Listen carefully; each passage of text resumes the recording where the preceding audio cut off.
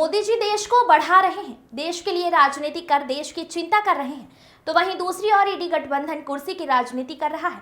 देश को आगे बढ़ाने, बच्चों का भविष्य सुरक्षित करने, महिला सशक्तिकरण सुरक्षा के लिए भाजपा और मोदी सरकार जरूरी है। यह अपील रविवार को शहर पहुंचे प्रदेश कैबिनेट मंत्री विजय वर्गीय ने शहर में सांसद कार्यालय शुभारंभ अवसर के दौरान करते हुए ईडी गठबंधन और कांग्रेस पर निशाना साधते हुए कहा कि मंत्री विजय वर्गीय ने कार्यालय का शुभारंभ करते हुए कहा कि देश में दो ताकतें काम कर रही है, एक और मोदी जी के नेतृत्व में चारों ओर विकास हो रहा है, तो वहीं दूसरी ओर कुर्सी की राजनीति करने वाले तरह तरह के हथकंडे अपना रहे हैं।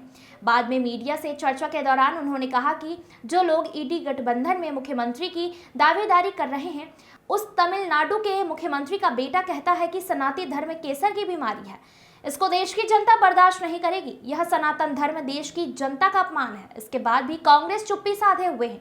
कांग्रेस ने भी भगवान रामलला के आमंत्रण को ठुकरा दिया था। यह जनता देख रही है, जनता इसका जवाब देगी। उन्होंने कहा कि प्रदेश की सभी 29 सीटें भाजपा जीतेगी। खरगोन से हबीब आजाद की रिपोर्ट। इंडी गठबंधन के लोग कहते हैं सनातन धर्म को समाप्त कर देना चाहिए, वो तो कैंसर की बीमारी है।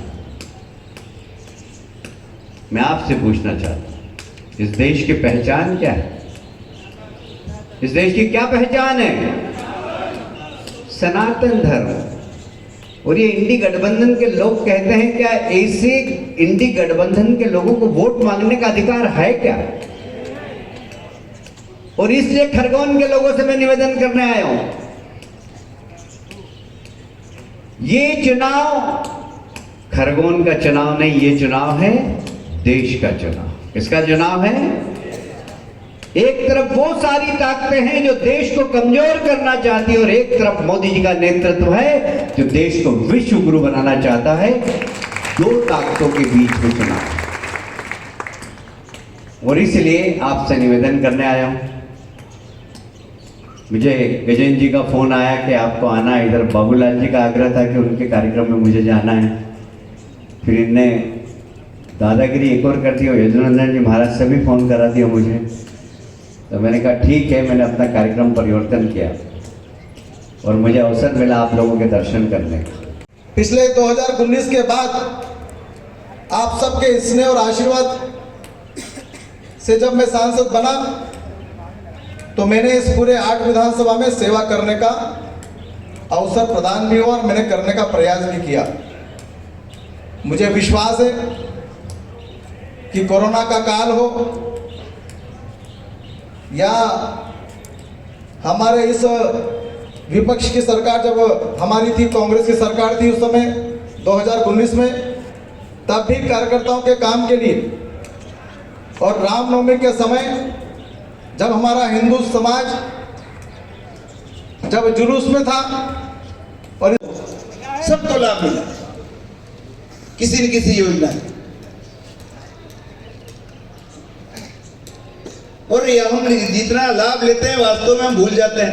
अब एक बात मैं आपसे पूछता हूं कि अभी 29 से लेकर के 29 फरवरी से लेकर के 8 मार्च तक हमको कितना लाभ मिला? कोई एक आदमी बताएगा? एक हफ्ते में बताएं, बताओ कितना लाभ मिला? एक हफ्ते में लाडली बहनों को पैसे आ रहे हैं 1 तारीख को 1250। बेटो 2024 का भारतीय राजनीति के इतिहास में इतना महत्वपूर्ण है, इतना महत्वपूर्ण चुनाव इसके पहले कोई नहीं था। और इसलिए है कि इसका संक्षिप्त हमारे प्रधानमंत्री जी ने कहा, यही समय है, सही समय है। ऐसा पहले ये अवसर नहीं था, यही समय, सही समय। इसका अर्थ है कि आज समय वो है कि हमने, हमारे पूर्वजों ने जो सपना देखा था इस भारत को जिस मुकाम पर पहुंचाने का, विश्व का सर्वश्रेष्ठ सिरमौर राष्ट्र बनाने का, वो समय आज है। हमने लोक कल्याण के और विकास के इतने काम कर दिए हैं, इसका लाभ लेकर के हमारे देश का प्रत्येक व्यक्ति अपने आप को एक सुखी और समृद्ध महसूस कर रहा है।